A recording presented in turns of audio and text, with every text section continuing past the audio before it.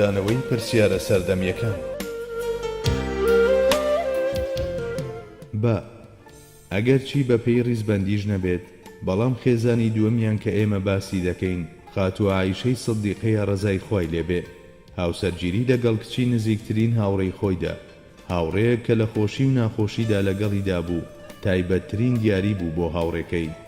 دەستخستنی شەرەفی نزیکی و خزمایەتیەک کە کۆتایی نایەت لەگەڵ پێغەمبەردا لە ڕۆژێکدا کە هەموو نەسەبەکان کۆتاییان دێت، تەنها بەم جۆرە مەیسەر دەبێت. بەڵێ، عایشەی سیدیقە و حەزرەتی ئەبوبەکر بە شێوەیەک لە پێغەمبەر نزیک بوون کە جێی هیچ بۆشاییەکی مادی و مەعنەویشیان نەهێشتەوە. لەگەڵ ئەمەشدا حەزرەتی عایشە ئافرەتێکی زۆر زیرەک بوو، خاوەن سروشتێکی بەرز و بێهاوتا بوو، کەسێک بوو کە بە تەواوی دەیتوانی ببێتە میراتگری پەیامی پێغەمبەرێتی. جا لە ژیانی دواتری و بەو خزمەتانەش کە پێشکەشی کردوون، ئەوە سەلماوە کە ئەو کەسە بەرزە دەبوو تەنها خێزانی پێغەمبەر بێت، چونکە لە شوێنی خۆیدا گەورەترین زانای فەرموودە و کامڵترین ڕاوەکاری قورئان و نادیدەترین فیقهزان بوو. هەروەها تێگەیشتنێکی بێهاوتاشی هەبوو لە ناوە و دەرەوەی پەیامی محەممەدی صلی الله عليه وسلم. هەر لەبەر ئەمە بوو کە لە خەوندا پیشانی پێغەمبەری سەردارماندرا کە لەگەڵ عایشەدا هاوسەرگیری دەکات و ئەویش بەر لەوەی خەیاڵی هەر کەسێکی دی لەسەری بدات پێی نایە نێو خانەی پێغەمبەرەوە. لە سایەی ئەم هاوسەرگیریەوە عایشە ڕەزای خوای لێبێ دەبووە تاجی شەرەفمەندی بۆ حەزرەتی ئەبوبەکر ڕەضی الله عنه و دنیای ئافرەتان و بە پێشوەچوونی توانست و لێهاتنەکانیشی دەبووە یەکێک لە یەکەمین قوتابیەکانی سەردارمان و خۆی ئامادە دەکرد بۆ بوون بە پێشەوا و ڕێبەرێکی مەزن.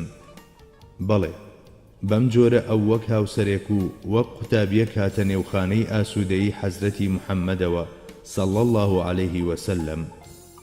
جیم، دیسان بێ ڕەچاوکردنی ڕیزبەندی ڕاستەقینەی هاوسەرگیریەکان، هاوسەری سێم کە باسی دەکەین سەلەمەیە ڕەزای خوای لێبێ.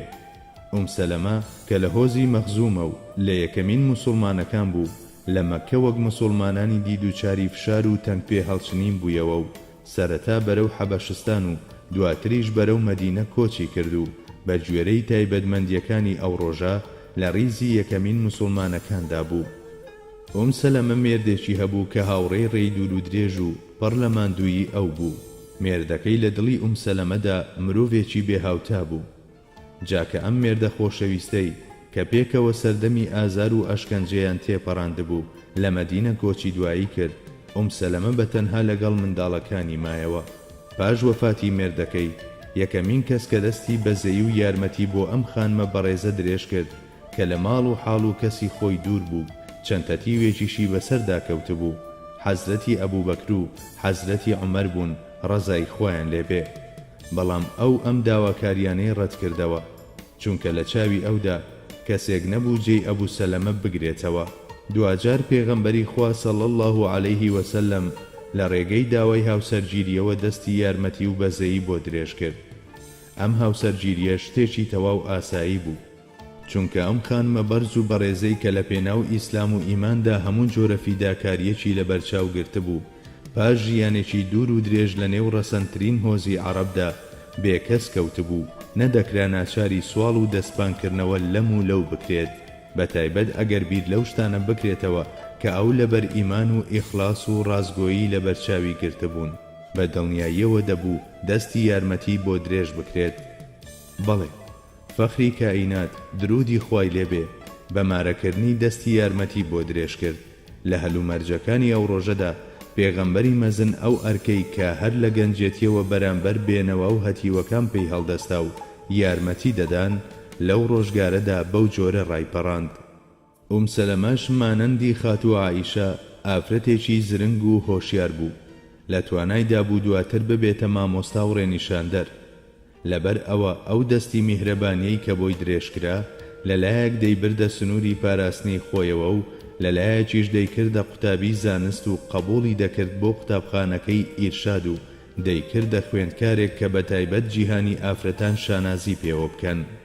ئەجینا لەو کاتەدا کە تەمەنی پێغەمبەری مەزنمان لە 6 ساڵ نزیک بووبەوە بە هیچ شێوەیەک ناکرێت گوزارش لەو هاوسەرگیریەی بکرێ لەگەڵ ئافرەتێکدا کە چەند منداڵێکی هەتیوی بەسەردا کەوتبوو دەبوو بچێتە ژێرباری بەخێوکردنی ئەو منداڵانەش.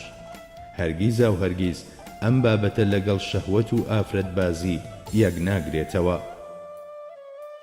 دال یەکێکی دیکە لە هاوسەرە بەڕێزەکانی ڕەملەی کچی ئەبوو سوفیانە، واتە حەبیبە ڕەزای خوای لێبێ، کچی کەسێکە کە ماوەیەک بەرامبەر پێغەمبەر و پێغەمبەرایەتی وەستاوە و نوێنەرایەتی کوفری کردووە. ئەمیش یەکێک بوو لە یەکەمین موسڵمانەکان و لە ڕێزی پێشەوە بوو.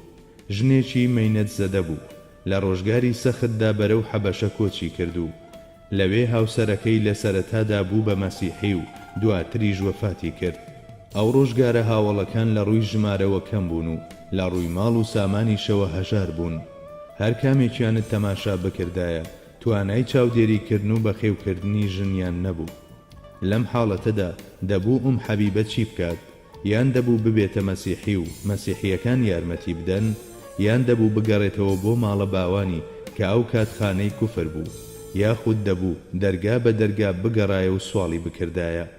مەحاڵ بوو ئەم خانمە دیندارە کە لە خێزانێکی زۆر دەوڵەمەند و ڕەسەن بوو هیچ کامێک لەوانە بکات. تەنها یەک چارەما بووەوە، ئەویش ئەوە بوو کە پێغەمبەری سەردارمان خۆی کێشەکە چارەسەر بکات.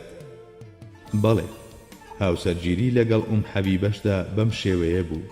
شتێکی لەمە ئاساییتر نییە کە بە ئامادەبوونی نەجاشی پێغەمبەری سەردارمان ئەم ئافرەتە مارە بکە کە لە پێناو دینەکەیدا هەموو جۆرە ناڕەحەتیەکی بەسەر هاتووە و لە دیار و خانەی خۆی دوورە و شایەتی هەڵگەڕانەوە و پاشان وەفاتی مێردەکەی بووە.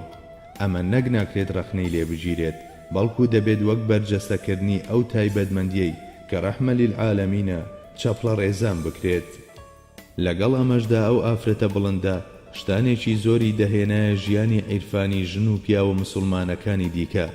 ئەویش هەم وەک هاوسەرێک و هەم وەک قوتابیەک پێیدەنایە خانەی ئاسوودەییەوە.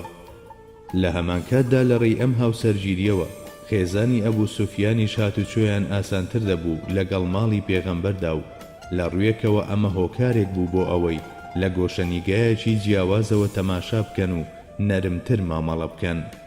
ئەمە نەک تەنها خێزانی ئەبوو سوفیان بەڵکو کاری لە هەموو ئەمەویەکانیش کرد. تەنانەت دەتوانرێت بگوترێ کە ئەم تیرە دڵڕەق و پەڕگیرە پاژمارەکردنەکەی حەبیبە تا بڵی هەڵسوکەوتیان نەرم بووەوە و ئامادەبوون بۆ قبوڵکردنی هەموو شتێکی خێر و چاک.